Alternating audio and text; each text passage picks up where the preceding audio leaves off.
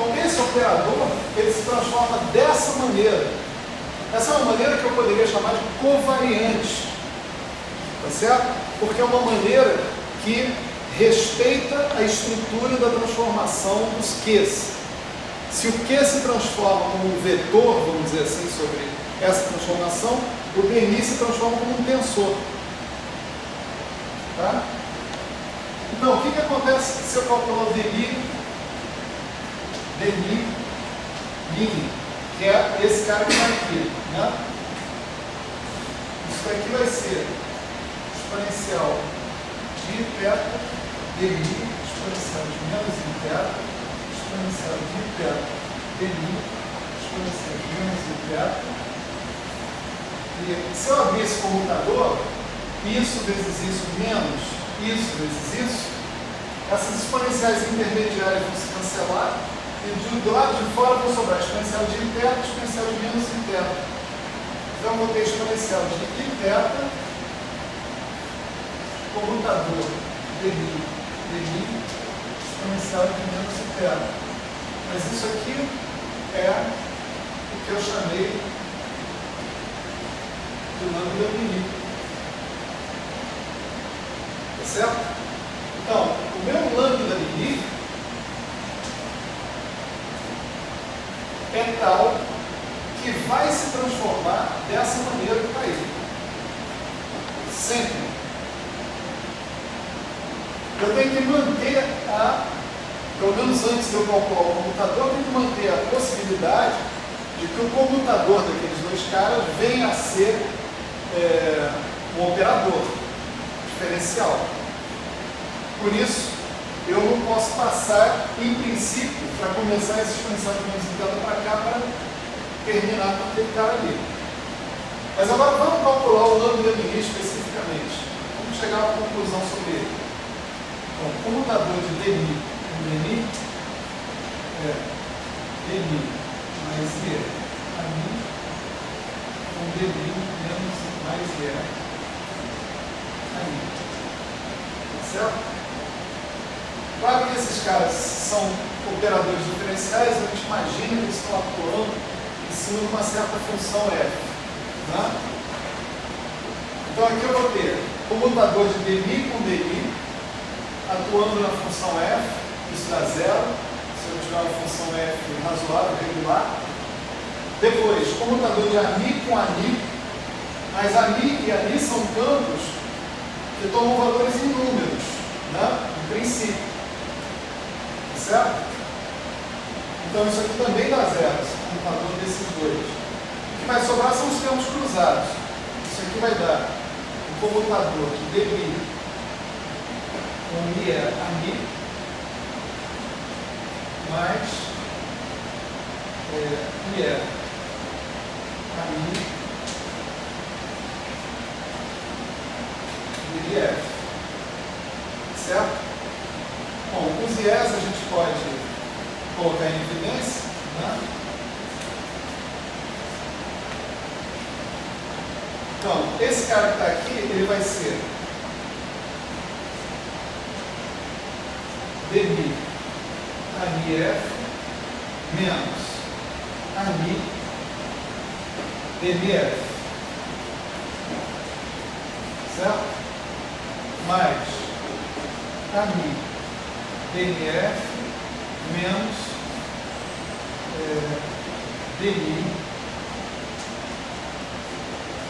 ANIF.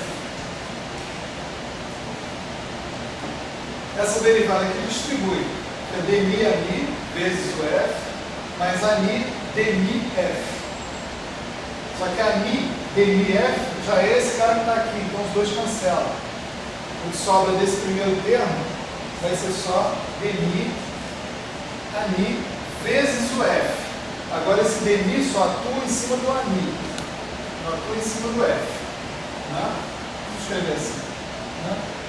E aqui, esse cara eu não faço nada com ele, esse cara eu tenho DNI do ANI vezes o F menos ANI DNI F. O ANI DNI F cancela com esse cara que está aqui. Então o que sobra vai ser DNI de AMI igualmente a todo só no AMI sem atuar no F. Então o resultado disso tudo é IE dmi AMI menos dmi AMI, essas derivadas atuam apenas no campo, né? Atuando no F. Daí eu tiro que eu chamei de lambda mini é IE dmi AMI menos dmi AMI. E isso, portanto, IE vezes a coisa que a gente costuma identificar como tensor de intensidade de campo. Tá certo? Bom, então esse cara aqui, ele é um número, não é um operador, em princípio. Portanto, se eu voltar para a lei de transformação dele, agora está bastante claro. Esse F mini é F mini. Porque, já que ele é um número, esse exponencial de menos interno computa com ele, pode matar ele e pronto. Então, ganhei um duplo bônus. Encontrei um objeto que envolve derivadas do AMI, tá certo? Compondo um tensor, ok? Envolve derivadas do AMI compondo um tensor, monta um tensor. E esse objeto é invariante de calibre, tá certo? É invariante de calibre. Então, eu gostaria de adicionar alguma coisa dependente desse objeto à minha lagrangiana. Certo? Então, eu saí de L0 para L, agora eu vou sair de L para um certo L bar. Né?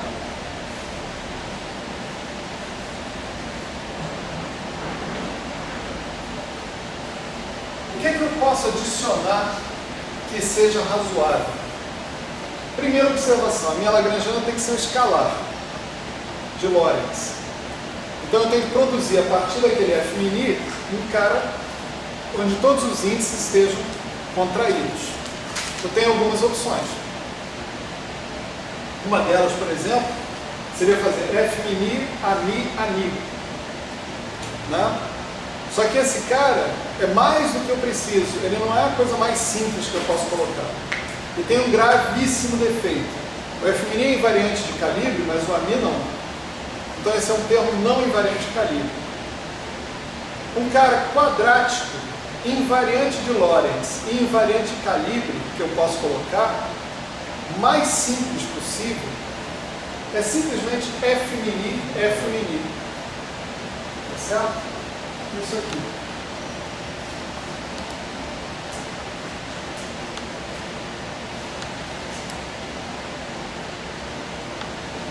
Posso botar uma constante aqui na frente, né? Mas aí eu já olho para o negócio e penso, é sacanagem. Isso daí é exatamente a forma relativisticamente invariante da lagrangiana de Maxwell. Tá certo? A lagrangiana que gera as equações de Maxwell, as equações de Maxwell podem ser vistas como sistema dinâmico. Como um bom sistema dinâmico, elas têm uma lagrangiana que gera as equações de Maxwell como equações de movimento. Esse sistema dinâmico tem como lagrangiana menos um quarto de F mini e F mini. O menos um quarto está lá para facilitar ao máximo, né, cancelar fatores redundantes do ponto de vista de simetria. Né?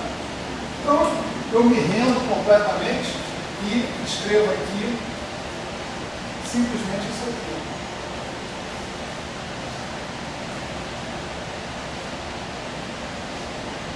Agora, quais são as equações de movimento que são geradas por essa lagrangiana que está aí? Né? A parte que envolvia o campo Q continua igual. Tá certo? Porque eu não introduzi nenhuma nova interação entre o campo Q e o campo AMI. Então essa parte ali continua a mesma. A outra parte é a que envolve o campo AMI. Tá certo? É a que envolve companhia. Essa outra parte, né, eu observo que o termo que envolve companhia é uma coisa do tipo J-mi a mi. Tá certo?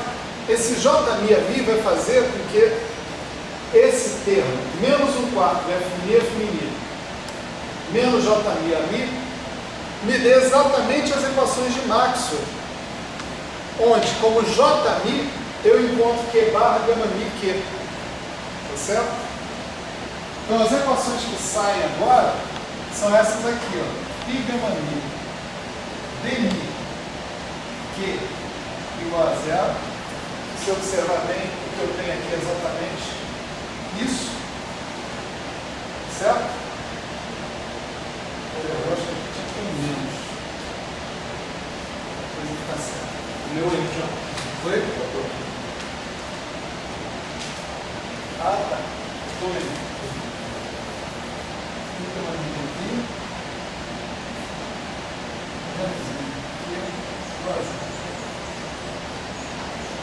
Então, suas equações de movimento também trocaram derivada comum por derivada covariante.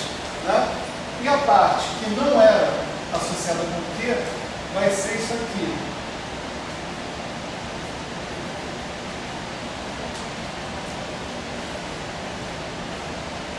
Que é exatamente, né, o que eu esperaria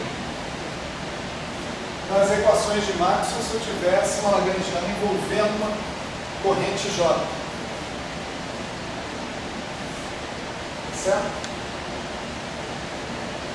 Então, o que eu obtive, transformando a simetria global em local, tá certo?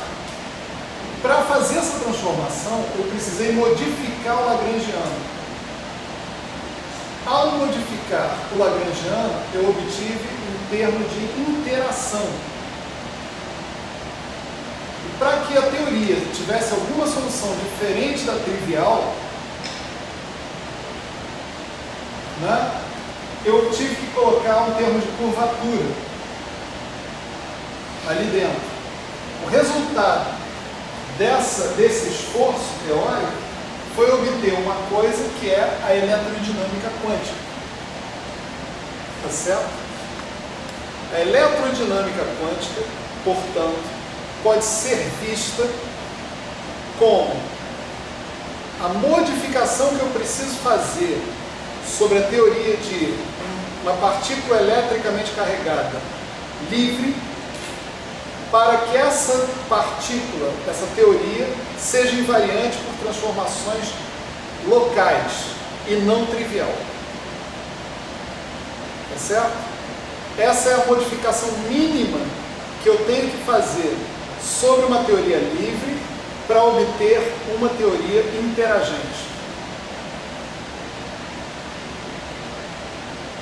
Então, na raiz disso tudo, está a transformação de uma simetria global numa simetria local.